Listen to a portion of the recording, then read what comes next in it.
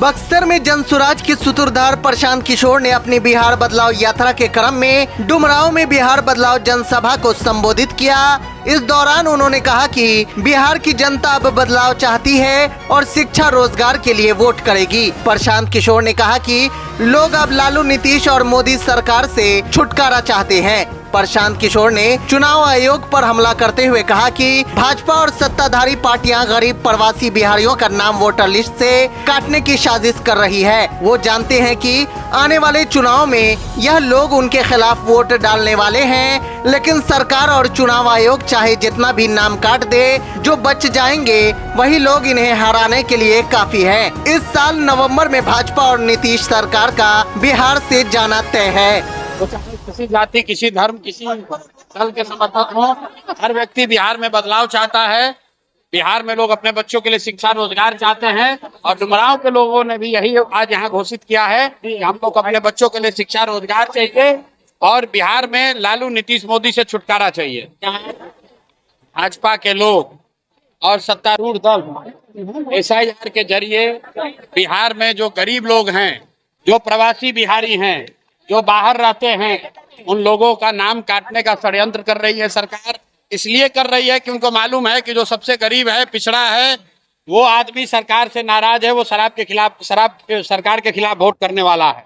लेकिन सरकार चाहे जितना भी नाम काट दे, सरकार और इलेक्शन कमीशन चाहे जितना भी नाम काट दे, अगर मान लीजिए 10 लोग का नाम कट गया तो जो 90 लोग बचेंगे वही काफी हैं भाजपा और नीतीश को हटाने के लिए। अब इनको यहाँ कोई नहीं बचा सकता है। नवंबर में नीतीश कुमार का जाना तय है।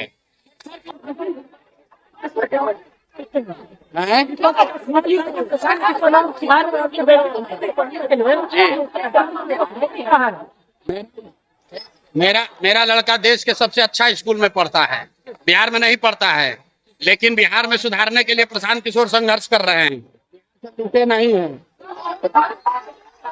प्रशांत किशोर यही बोड़ा वाला स्कूल से प्रशांत किशोर पढ़े हैं। हमारा बेटा कहाँ पढ़ा है वो छोड़ दीजिए, यही सरकारी स्कूल से पढ़कर हम आगे निकले हैं और अपने दम पर यहाँ खड़े हैं, लूट कर नहीं खड़े हैं।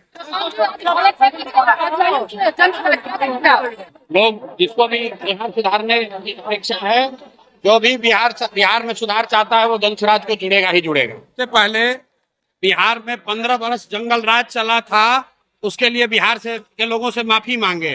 राहुल गांधी पहले बिहार के लोगों से माफी मांगे कि 45 वर्ष कांग्रेस का राज रहा, फिर भी बिहार देश का सबसे गरीब राज्य क्यों है। उसके बाद यात्रा करेंगे तो समझ में आएगा। पांडे के बारे में मैंने बता दिया है। मंगल पांडे ने स्वीकार कर लिया कि 25 लाख रुपया उन्होंने लिया है, और अगर उन्होंने कर्ज लिया है तो अपने अकाउंट में काहे नहीं लिया, बाबूजी के अकाउंट में क्यों लिया। अगर बाबूजी ने कर्ज लिया तो फिर पत्नी के अकाउंट में क्यों ट्रांसफर किया। और अगर सारी बात को सही मान भी लिया जाए तो ये बताइए कि बाकी का 61 लाख रुपया कहाँ से लेकर आए। फ्लैट का दाम है 86 लाख, 86 लाख, 25 लाख का हम कच्चा चिट्ठा खोला है, 61 लाख का बाकी है। मंगल पांडे बताएं कि 61 लाख रुपया कहाँ से आया था, और नहीं बताएंगे तो 7 दिन के बाद प्रशांत किशोर बताएंगे बिहार की जनता को ये 61 लाख रुपया कहाँ से लेकर आए थे।